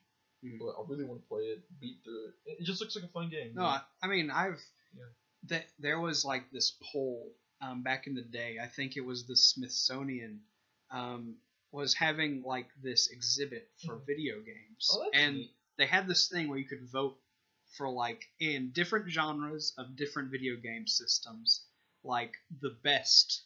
Which one of these 3 or 4 games are the best in this genre on this system? And for the Super Nintendo, for like adventure and RPG, there was a Link to the Past, Chrono Trigger, and Earthbound. I voted for Earthbound, but that little experience helped me realize like just how esteemed that game is. And I've always felt the urge to play it. I just haven't gotten around to it. Right. But that's Chrono Trigger, not Dragon Quest. So we should go on to the next one, which I will have a lot to talk about, because it is Yokai Watch 2. There we go. Yeah. What are your thoughts on it, Mr. Aaron? Oh, dude, I'm gonna. You already know I'm gonna get it. Total Dude. Yeah, Total Dude. That's my name. Don't worry about it. I'm just kidding. Yeah, they announced 2 of the localized names for 2 of the version exclusives for Yokai Watch 2. For Bony Spirits, there is Arachnus, who is like a Spider-Man. And for Fleshy Souls, man. there's Total Dude, who is like a toad man, and Jason just loves that. His name is Total Dude. I know. That's freaking cool, man. And he looks cool too. Yeah, he does. Yokai Watch has this tendency with localization to like walk this fine line between like staying truthful to the original name and just doing something really stupid. And sometimes they like meet in the middle and it's like, you know what? It's not that offensive. Like an example of one that was just like, okay, that's a little too far.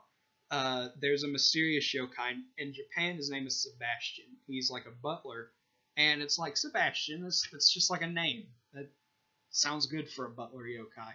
Well, they changed it to Very Good Sir for America, and it's like, what was wrong with Sebastian? Total Dude is hilarious. For those who don't know, his name is Ogama in Japan. He's based off of an Ogama. As most yokai are, they're based off of some crazy Japanese mythological creature. He's Audience, based off. I want you guys to write up a poll right now. Would you rather hear the name Ogama or Total Freaking Dude? Come on, man. I'm still tripping off that, man. I'm not saying Ugama's a better name. I'm just saying that's his name in Japan. All the classic yokai, like they're all straight up based off of like a mythological creature. Yeah. Like there's some where it's like, ooh, a funny play on words. It's kind of like this guy, but they also like pull pranks on people. Just weird stuff like that. But Ugama is literally just like, I am a man who can turn into a giant toad. I like that. Named Ugama. Or, now that I've moved to the US, Total Dude. Yes. They also announced on a less Total Dude page, they announced Moxie Sultimate moves, where you can absorb like the Sultimate meters of the yokai around you, or around another yokai, and boost that yokai's Sultimate. That's cool. Mm-hmm. I'm sure for a lot of people, they have no clue what I'm talking about. Well, I have good news for you. Jason and I, and within the next few weeks, will be reviewing Yokai Watch 2 when it comes out on this podcast, and we will give you the details on why you should play it, probably. Yep. I know I'm going to like it. I've heard nothing but good things about that game, and as such, Jason has heard nothing but good things about it, because I talk about it all the time. Also, we played the demo not too long ago, and I I was a little upset. Not because it's bad gameplay. It's freaking great gameplay. I like it a lot. Before you continue, let me clarify. He was playing a side mini game. Yes. Called Yokai Watch Blasters. That's right. Yeah, he has yet to play the main mode, but he will play the full game when it comes out. So no hard feelings. I forgive you. But in that little side game, it was so scary. Because the whole premise of it is you're looking for these little orbs, right? And there are these creatures that are walking around, or floating around, I should say. And there's these big old giant red ogres. Not the Shrek ogres we know and love, but evil ogres. Japanese Oni ogres. Yes, and they're terrifying. They have these big old clubs. And if you get caught by one of these little flying creatures, they're just like these flying eyeballs. They will alert the ogres, and my god, it is impossible to escape them. They will chase you like, I don't know. And you know one's caught you when he goes, "What are you doing in my swamp?" And then the music starts. Don't. It's awful. It's scary. But the game is fun. I look forward to playing the full game. I know Aaron looks forward to playing the full game. Absolutely. I look forward to playing this Total Dude, befriending Total Dude, and then playing as yes, wiping the floor with Aaron, my yokai team. We'll see. I mean, I haven't gotten too terribly competitive with it because I've had no one to play local multiplayer with. True. On the first game. Second game has online multiplayer, so we will definitely fight then. Oh yeah, let's go then. Well, we can't until September 30th, Jason. Oh yeah. When the game comes out officially. Bummer. Now, Jason, I have 3 really awesome words for you. What are the 3 words? I'm glad you asked, Jason. Free Frozen outfits. Oh my god. You know, I was just thinking the other day, what could make life better for me? I'm a 19-some-year-old person, young man. Yeah, And and you were like, and then you said Frozen outfits. Yeah, as a matter of fact, I did. But you know what's even better than a Frozen outfit? 3 of them. Free Frozen outfits. I'm sorry, 3 Frozen outfits. But also 3 free Frozen That's outfits. Right. Not just 1, not just 2, 3. Now I'm really disappointed that I can't dress up as Finn, which we all know is the lovable reindeer from the movie Frozen. But Olaf, Elsa, and Anna will also do well. I actually didn't write down the name of the Disney game. I just wrote down the Disney one. That's all you need to know, guys. 3 Frozen costumes. They talked about a Disney game. I wrote down the name of the rest of the game. It's called Disney game. No, I wrote the Disney one. Guys, see how dedicated we are to this podcast. Hey, I'm sure on my laptop I wrote down the actual game. Oh man. There's a Disney game that's coming out. I can't remember the name of it for the life of me. But you can get free Frozen outfits if you are so inclined. I personally am more of a Gaston fan than Frozen. I would definitely wear a Gaston outfit. Jason, I know, would wear the LeFou outfit, and he would be my little right hand man, and we would sing songs in the tavern. Yes. And that's all we have to say about the Disney one. Can we talk about Gaston for a minute? Oh, sure. He's not even a bad guy, if you look at it. He's just a really concerned man. He's really self-centered, but he's not.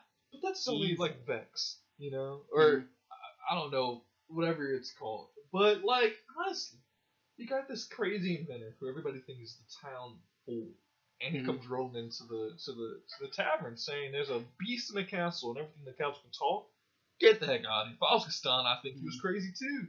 And he's in love with this girl named Belle, not because she's the prettiest, because she's the smartest. She reads books all the time, you know? And he feels obligated. And he's baffled by that because the books have no pictures. Right, you know? And he's like, this woman, I could learn a few things from her. Not from the other ones who follow me around because I'm a strong guy. Yeah. But Belle is also the daughter of a crazy man. And I'll use that to my advantage. And I know deep down we would all use that to our advantage. Truly. Gaston is the voice of a generation. You can't say that about Jafar. You can't say that about Ursula. You can't say that about Pete. You can say that about Gaston. Oh my god. Sonic Boom Fire and Ice, Jason. So, Naruto on Nintendo DS, you should say, looks pretty cool. Because all you do, the whole premise of Sonic Boom Fire and Ice is you get to run like Naruto. That's been the premise of the entire Sonic franchise. But you didn't look like Naruto doing it. You didn't have your arms around your back. You didn't look like a... No, he always does it. Oh, really? Yeah. Oh, shows how much I know about, Jason, how much Sonic have you played?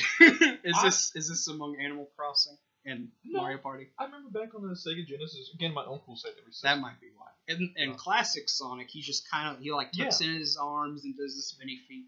But in modern Sonic, he does this. Oh, okay. I remember playing the Sonic game on PlayStation 2, where you can play as, like, Sonic, Knuckles, and, like, Tails, and, like, opposite of that, like, Shadow and over-sexualized Bat. That's Rouge. Rouge. And Robot Man. Eggman?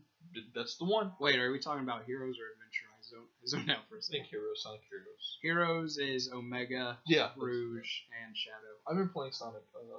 And then there are Heroes. 2 other teams. That's right, there's Chameleon, Alligatorman, and Bumblebee, and then Amy, Cream, and everyone's favorite, Big the Cat. Yes. No, I remember renting that from Blockbuster. Oh man, how old do we sound? Blockbuster renting. My goodness. I do. I remember renting that from Blockbuster. I remember liking it. I haven't. Oh, that's right. We played it before. Sonic Boom, Fire and Ice. I don't put too much stock in it.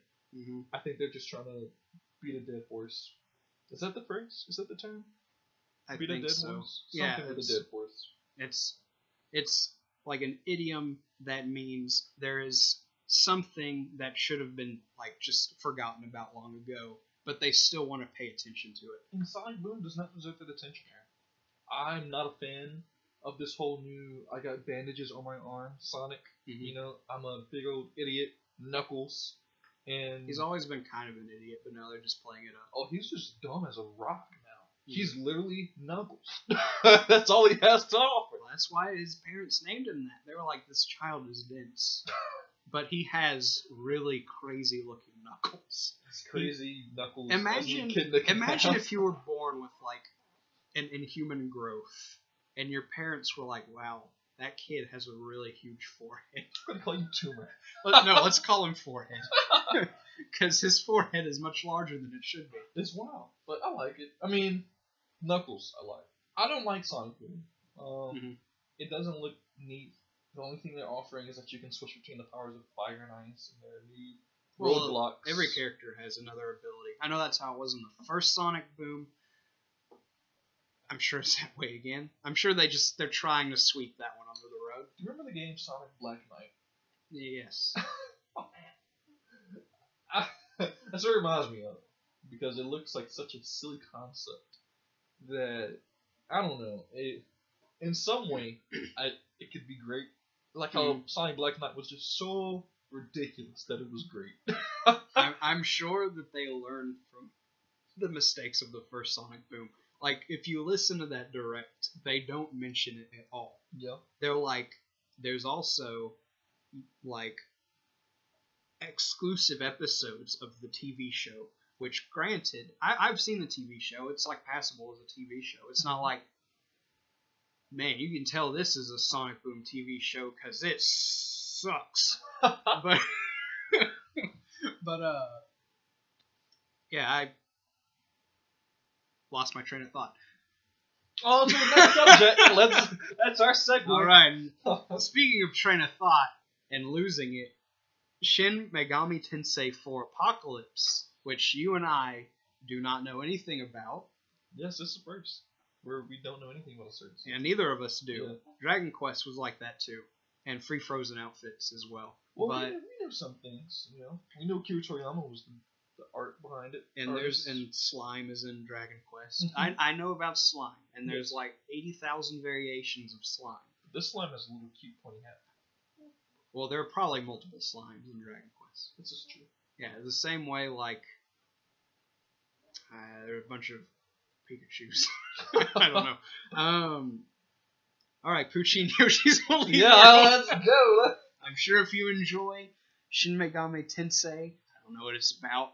I don't think I'll ever play it in my life. But if you have and you like it, you should probably buy it. But they're re-releasing Yoshi's Woolly World for the 3DS. And for the first time, I can honestly say that a Wii U game that has been ported to the 3DS looks just as good, not visually, but just as a whole, as the Wii U version. I was very impressed with Yoshi's Woolly World. I thought it had a lot of charm, a lot of character to it, and I'm very impressed with it. I really am. As a game overall, it does a good job. And to see this like new, is it DLC or is it just a spin-off? No. Do you mean this entire game? Mm-hmm. No, it's just like a standalone release. It's a standalone. Okay, yeah. Okay. I didn't know that. I think it's pretty cool. Like I think Poochie's cute as heck. And seeing him incorporated, or the Poochie Pups, my bad, incorporated into the gameplay is very neat and a nice added touch to an already charming game, you know. So I think it's pretty cool. What are your thoughts on it? Well, for starters, new amiibo. I've already talked about how much I like amiibo, and what I like even more about amiibo is diversity in amiibo. Like when you release, let's see, there's Smash Brothers Mario, Dr. Mario, Silver Mario, Gold Mario, regular Mario, 8-bit Mario, other 8-bit Mario. Other 8-bit Mario. When that happens, it's like, that's great, but you have more characters than Mario. Well, now they're releasing Poochie, who I never thought I'd actually see merchandise for in America, or at all, because he's in like this limbo of like he's recognizable, but how many people are just like clamoring for a Poochie figurine. So to see something like that is cool. How I feel about the game as a whole, well, they've taken a $60 Wii U game. They dumbed down the graphics a little bit because the 3DS isn't the Wii U; it's 3D, not HD. But they've added every level from Yoshi's Woolly World, plus like a collection of like shorts that they've done, like little animations. Right. The little animation shorts. They do look cute, man. I want to watch all 3 of them. They look freaking awesome. I think there might be more than 3. I think it's like 18 or something like that. 30 is what I said. Well, then there's more than 18 too. Wow, that's amazing. You should totally buy it when it comes out. I didn't write down the release date. I think it's 2017. Okay. But also there are new levels where you play as Poochie, and well, I can't really think of many standout Yoshi characters. So Poochie getting his own levels is as good as anything. Yeah. Next is Ever Oasis, which is a new game that's coming out. I don't think it's first party. If anything, it's second or third, because that's what that means. Mm-hmm. Do you have any thoughts about Ever Oasis, Jason? Not too many.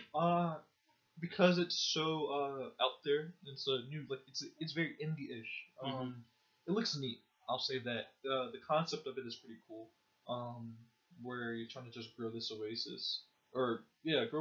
Maintain and manage an oasis in the desert, which is a cool concept. I like that a lot. I think it's really neat. It looks cool, like I said. Other than that, I don't know too much about it. I don't know how the gameplay works. It's a pretty easy looking game, or easy going. There's not combat involved in it, not that I know of. But there is trading. They showed off some combat. Did they? Yeah, it looks kind of like I guess.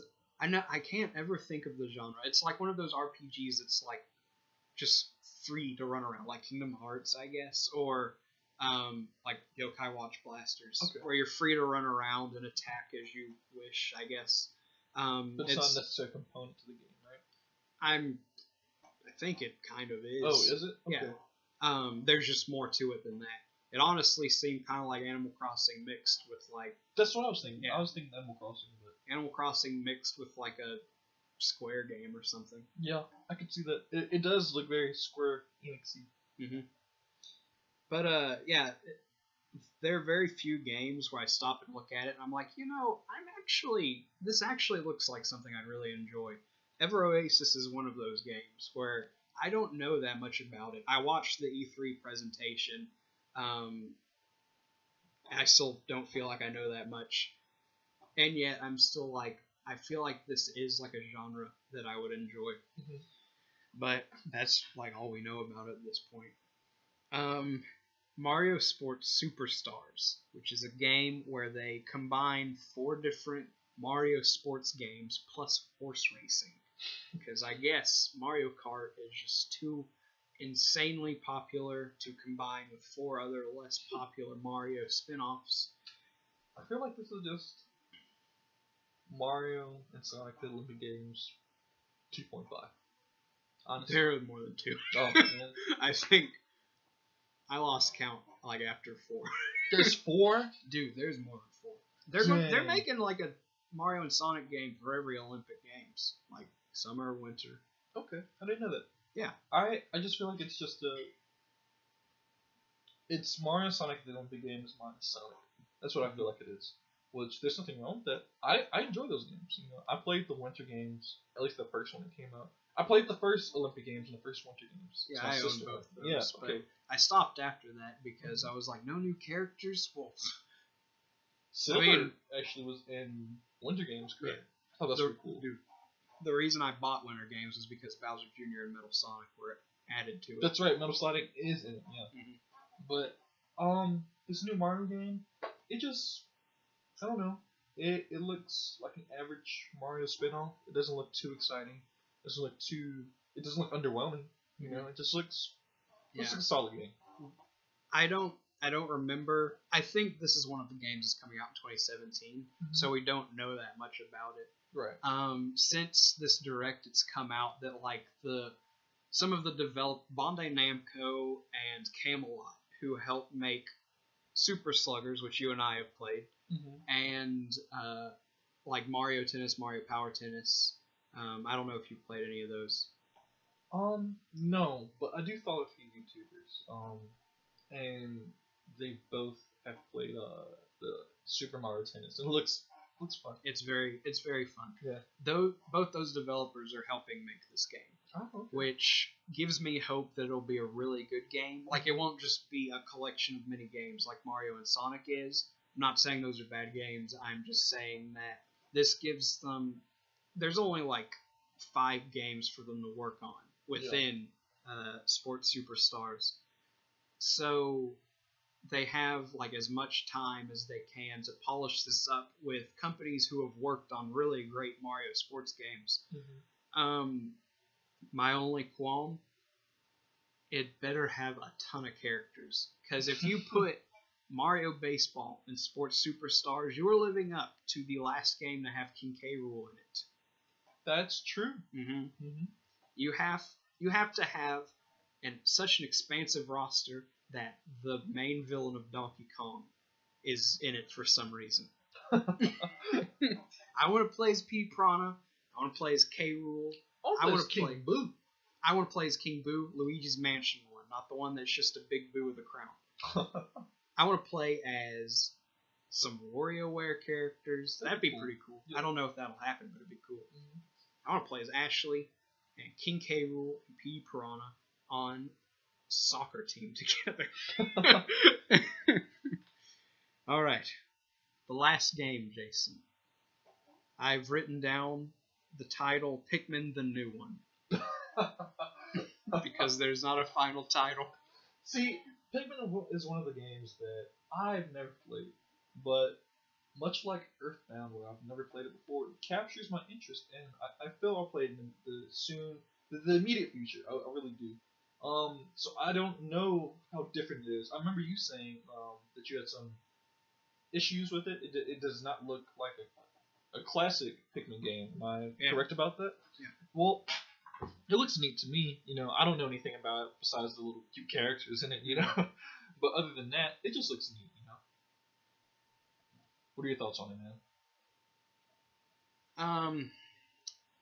Well, I own Pikmin 1, I've played Pikmin 2, and I own Pikmin 3. All 3 of those games are like 3D strategy games where like you control these little armies of people to like explore an environment, solve some puzzles, and collect ship parts or treasure or fruit to like keep your planet alive or to help yourself get off of a planet that will slowly kill you. The first game is about Olimar not being able to breathe oxygen because it's poisonous for him, and if he doesn't get off in 30 days, he dies. Oh my goodness. Yeah, they have a sense of urgency about them, which is a nice tie-in to or segue to how slow this game looks. It's not only. I want to start off by saying I'm not like gonna cast a stone before a thing happens, which people say that all the time. Right. It might be a really fun like little puzzle game. That being said, from what I've seen about it, which is the point of a trailer to display the goings-on of a video game or other such media, what this thing has shown to me is this kind of looks like a Mario versus Donkey Kong game more than anything. Like you have little critters who are solving puzzles for you to help you get along the way. Obviously, the gameplay is different. That's just the closest thing I can come up with.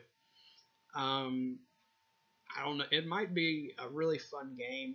From what I've seen, though, it looks kind of slow, and I don't know. I'm just a guy who wants to see a new Pikmin game, because Pikmin games are like few and far between, but when they come out, they're really good. Yeah. So whenever a new one comes out, and it's like, it's just a side scroller, it's a little worrying, but I don't know. We'll see. And that's really all I have to say about that.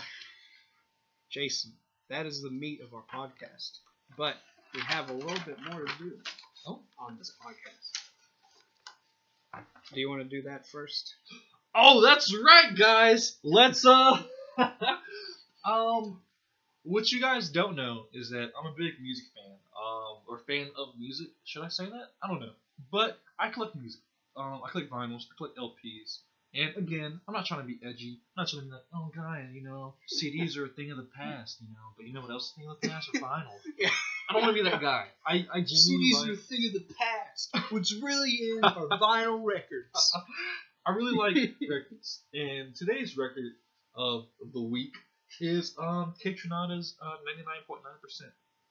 99.9%. I've gotten into K Tronada through other musicians' music. He's featured on a lot of labels, featured on a lot of other artists. Their tracks like Sid the Kid, another band on the internet. Vic Mensa and K Tronada put out a single a couple months ago or so. I don't know the time.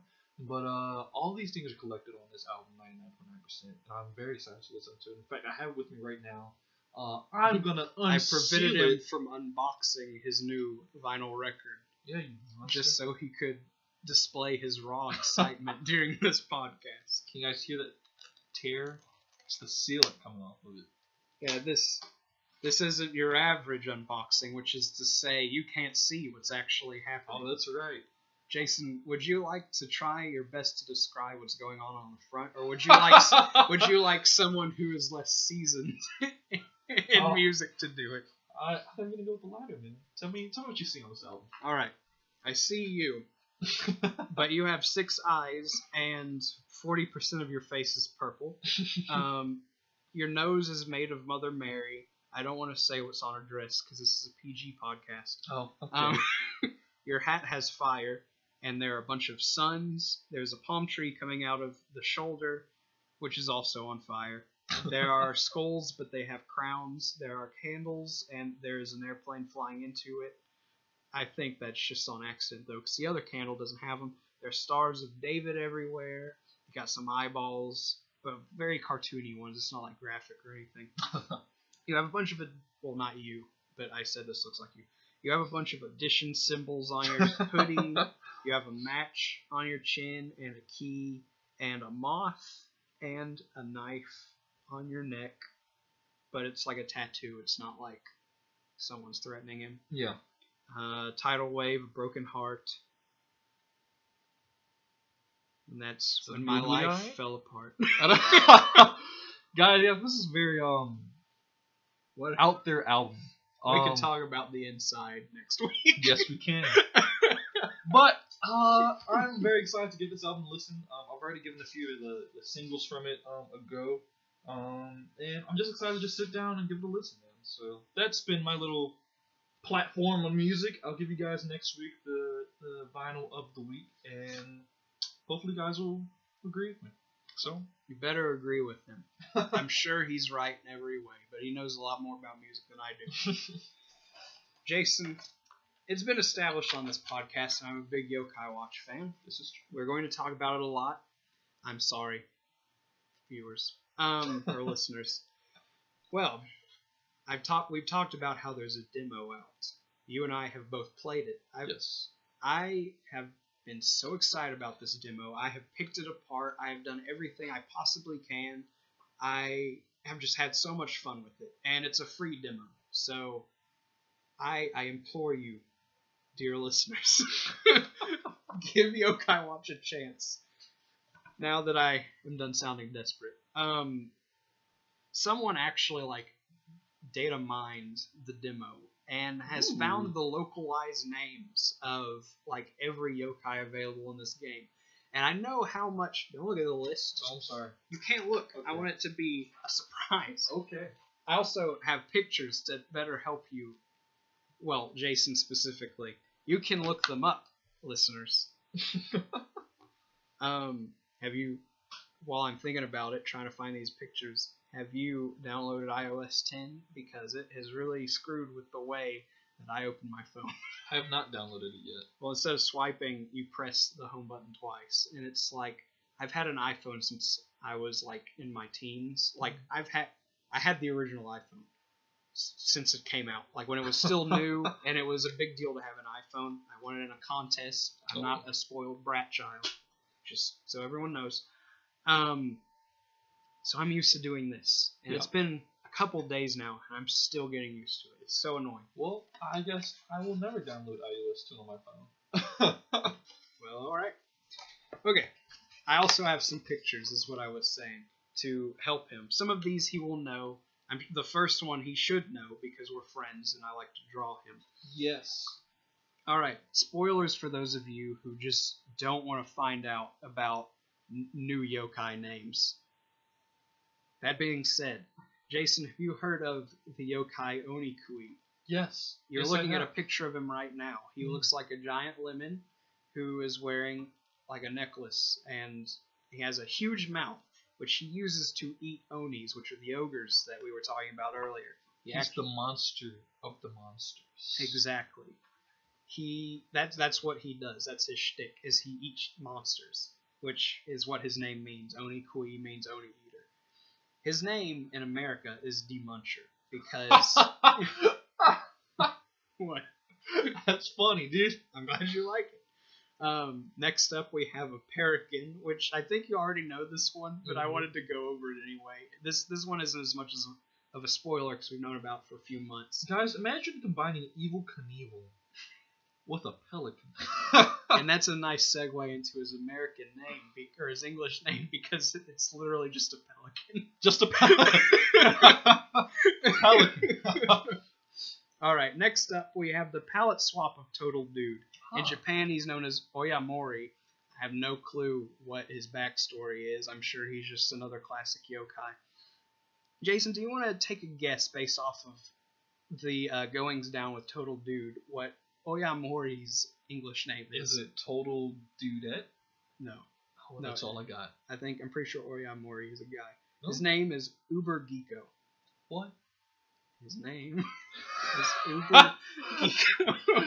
That's even cooler than Total Dude. That's why I put it down. I'm glad they at least went with a theme. They both sound like they could be this, Uber Geeko and Total Dude. That's pretty cool, man. Mm-hmm. Next one. Next is Kimamon, who is just like... this is terrifying. Yeah, he's just like a greenish bear with a vacant stare, and he's got a bonnet covering his hair. He wants to murder you, audience. Don't ever look him in the eyes. Ironically, he's of the Charming tribe. Well. And there are a lot of yokai in that tribe that aren't as charming as we'd be led to believe. Would you like to take a guess on what Kimamon's English name is? Murderous Bear Man. It's much dorkier than that. Dorky Murderous Bear Man. What is it? Jason, Kimamon's name is Harry Berry. Okay, I'm disappointed. On to the next one. This one I'm actually really stoked about because they didn't change his name. Oh, really? Yeah, Master Nyada is actually still just Master Nyada. To the listeners out there, Master Nyada is a parody of Yoda from Star Wars. They walked a fine line of we can't get sued by Disney. It's still, you look at him, you hear the name, you're like, yeah, it's Yoda. But they also went with the theme of every cat having Nyan in his name. And they didn't disappoint with that. It was a perfect name, and they didn't get rid of it. Next up, we have... Jason, are you familiar with the dancing trio? The three seaweed dudes? Yes, I've seen them, but this one looks like a very flamboyant seaweed dude. Mm-hmm. He looks like he was at the Rio Games. That's what he that's exactly what it looks like. This is the evolution of Wiglin, which is the light green boy of the... I'm not done with him yet. Oh, how dare you. Sorry. Anyway. False swipe, guys. In Japan, his name is Wakame Star because Wiglin's name is Wakame-kun. So it's just him as a star, I guess. In English, it's Kelpa Cabana. I saw that and I was like, that's perfect. I never would have thought of that for some reason. I was close, huh? Yeah. Well, what did you say? Yeah, that's why when you said that, I was like, oh. In my head, at least. I don't remember how exactly I responded. Alright, now we can go to the next one. Next one. Oh, oops. Okay. Jason. Alright, that's Kudon. It's a classic yokai who looks like a cowboy, but not in the sense, not like a pelican.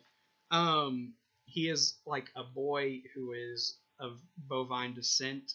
He has big sleeves. That's about it. In English, his name is Predictable. Oh, I get But it. bull That's is spelled slick. like a bull. Oh man. Yeah. All right, you can go to the next one. Okay, cool. Oh, I like him. Yeah, He's Don cute. Chan. Yep. I thought you'd like Don Chan, Yeah. especially since his name hasn't changed. Okay, I do Mhm. like it a lot. Yeah. I figured that was the case because Don Chan is the mascot of a completely different video game franchise, and I believe him and maybe Harry Berry are the first crossovers, the first of a few. There's some in Yokai Watch 3, but that hasn't come out yet. Yeah, so his name's the same. Next up, we have two yokai you really like. Oh yeah, they're the Karens. Yeah, Mhm. I like these a lot. And his name is actually still Kirin. Okay. Yeah, That's unlike a lot of classic yokai, they didn't change his name.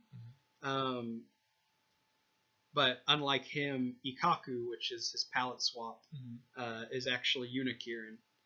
That's okay. Yeah, that's still a good name. It's not like, I can't believe they didn't keep it as Ikaku. I mean, it rolls off the tongue so well.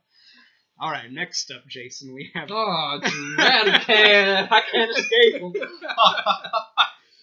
Okay. Eradicate. And in the Japanese version of the game, his name is Jikachu, which sounds like exactly what it is. Like, he is a mouse whose name sounds just like Pikachu. I don't know if it was intentional, but I mean, it's definitely coincidental.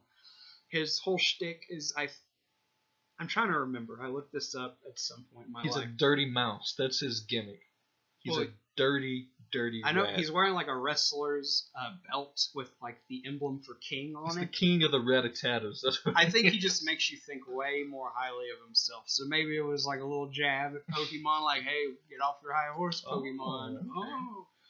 Well, he's Tyrant now. They weren't going to keep that name. It's like Tyrant, but they took the N away. So, because he's a rat. Clever. Mm-hmm. Next one. This is... Well, I couldn't even tell what this picture was at first. But I see it now, yeah. It's Peck Pocket evolved. His name in Japan is Bun Bun Dory. He steals stuff now with the help of a cowboy lasso and a bag in which he keeps the stolen items in. Do you want to try and guess what his new name is? Lasso bird. No. Cowbird. No. As classic as that would be. His name is Robin Yu. Oh wow! I like that a lot. I get it, because he has the lasso of stealing. Not only is he a Robin, but he's a Robin Yu. That is clever, as a matter of fact. Like, next one. Alright, next one is another... Okay. Let me explain. He's another classic yokai named Kyukigen. That's not his English name. As all classic yokai are, he's, based off of, like, something from actual Japanese mythology, which is literally just an unkempt hairball. I don't like it. Well, he's in the Erie tribe, so he's supposed to look disgusting. In English, his name is Fergus, which it's befitting of a weird Seussian hairball thing. I don't want to look at him anymore. Can I skip to the next one? Well, his evolution... Ah, no! You monster. His evolution is named Soft-san in Japanese. Hey, at least this one is, like, groomed. Yeah. That's the best way to describe him, is like a hairball who has done his hair. Let's skip this one too. What's his English name? Ferdinand. Ferdinand. That's cute. Oh my. I really like it. Yeah. Alright. Next up is Norari Kurari. I'm guessing he gives you bad posture, because he is like a really slim man who is just bent out of shape. Scoliosis. Do you want to take a shot at what? Scoliosis. No. His name is Bent Over. Are you serious? Yeah, Bent Over. That is. When I saw that, I could never remember his Japanese name. Most of these I already knew, but I had to look up Norari Kurari. And when I saw that, like, in a video or something, like a YouTuber I watched went to PAX East, PAX West, whichever one just happened, and filmed which ones you could play as in the demo. And I saw that, and I was like, I'm not going to forget Ben's over. Alright, you can go to the next one. Oh, this is cool. I like it. People who have watched my one and only YouTube video, which I think now is sitting at a pretty 70 views, will know that I could not find out exactly what the heck this thing was, or also what his name meant. His name in Japan is Omoi Dashin. Would you like to try and describe him for the listeners, Jason? He's an old snake-looking creature with a halo on his head and a vacuum cleaner, and he's riding the flying Nimbus, and he looks very content, enlightened, and yellow. I like it. Well, his English name is Vacuumery. What? Is Vacuum O-R-Y. What's clever about that? He just has a vacuum. They probably couldn't find out what his name meant, just like me. They're like, well, he's got a vacuum. Vacuum? Let's put O-R-Y at the end. Next one is Horyu. Ooh, he's a dragon. He is. He's of the Slippery tribe. His description is, I think he makes you like lazy. Is that what it says down here? A dragon yokai that constantly procrastinates without taking a final decision on anything. Oh, it's just me. They took my job. And he even kind of looks like you too. He's got the afro. Well, in English, his name is Dragon, but it's spelled like D-R-A-A-A-G-I-N. Like things are dragging along. Yeah. Okay. Oh, next one. Let's go. This one I am really excited about. Oh yeah, is that the Hawkeye guy? Hawk? Yeah. Before we talk about Hawkeye, they actually localized the Kaima tribe. It's now known as the Wicked tribe. Okay. And as such, they've changed the names of them. Hawkeye is now Unkeen, which I'm fine with that. It sounds poetic in a sense.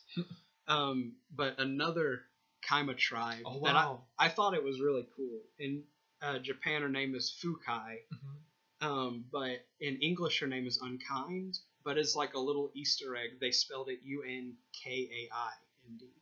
So like as a shout out to the Kaima. Okay. Because cool. a lot of the classic yokai who are possessed by the Kaima, like it's their name and then Kai. So I thought that was pretty cool. And speaking of classic yokai who are in the Kaima tribe, this is Inra. She's a classic yokai who is basically a smoke lady. She's a pretty smoke lady. In fact, I guess you could say she's smoking hot. I didn't have a cymbal or a drum set at all. Well, Inra's English name is Smogmella, and but what's even greater is instead of just saying like Smogmella Kai like they did in Japan, like her name is Inra Kai when she's in the Kaima tribe.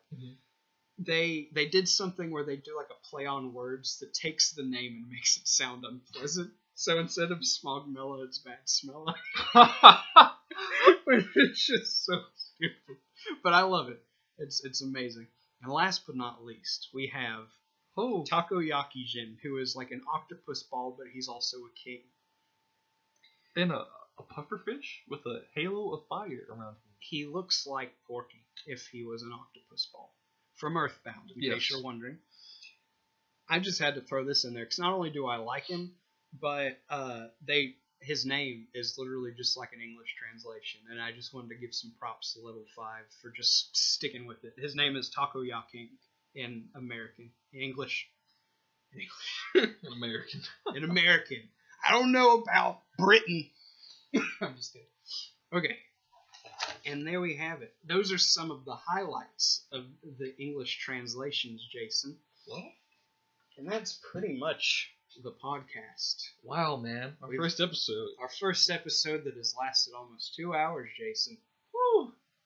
Audience, you guys are good listeners, man. Well, surely they will do what I do when I listen to a podcast, Jason, and they'll listen to it perhaps while they're doing something else. Or they could just listen to it and have some fun along the way. Just sitting on a couch, having a blast. Yeah. But I know personally I usually like mow the lawn. Well, Jason, we don't have any social media outlets yet, but when we do, I intend to make the Twitter page like LORF podcast. I'm okay with that. That's LORF podcast. If I can make it happen, and if I can't, you will know, dear listeners. I guess I'll end this podcast with just a random fact that I have just had in my soul. It's something that made me laugh so much. I told my family, and I don't know if they thought it was as funny as I did, but alright. But I just had to tell you, Jason. Yes. You know how in the Pokemon anime, typically the Pokemon say their name instead of a cry? Well, are you aware that some Pokemon don't say their name? No. Okay. Some of the that's good for me because this will throw you off even more now. Some of the best examples are Misty's Starfy, which instead of saying Starfy, wow, Star you, he just kind of goes like ha. I'm glad you think that's funny. So where I'm going with this is way funnier. And Krabby makes like a sound, which it's like, I guess I could see a crab making that sound. And then Kingler does that, but deeper, so it just sounds like he's going cookie, which I think is great. And that brings me to Electabuzz, Jason. Oh boy. What sound do you think Electabuzz makes in the anime? Is it not his name? Is it not Electa? No, that's what you'd think it is. What is it? Whenever he goes like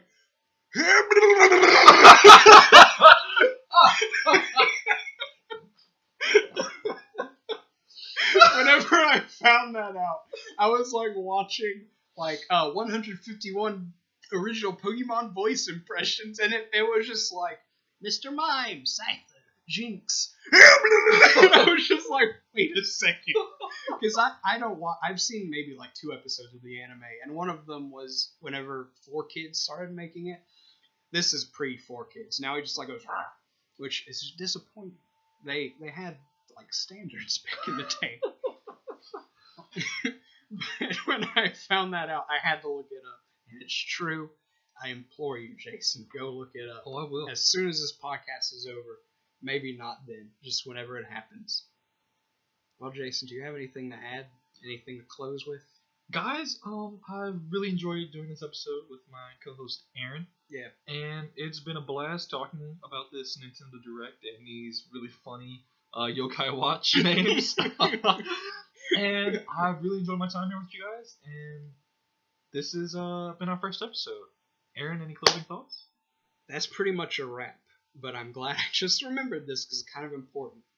Whenever I set up the Twitter page, if you guys are actually listening out there, do write in and let us know your thoughts about Earthbound and Super Metroid. Because next episode, Jason is playing Earthbound Super Metroid. I'm playing Earthbound Super Metroid. And we're going to come to this podcast and we're going to talk about those games and how much we love them. Oh, and yes. we would love to hear y'all's thoughts about it. So that'll be next time. But now that we're almost 2 hours in, let's go ahead and wrap it up. Let's give a round of applause for the first podcast. Cool, man. Well, this has been League of Random Fandom. LORF. LORF, yes. I mean, it's both. Thanks for tuning in with us, guys. We'll hope to see you guys next week. All right, y'all have a good week. Bye.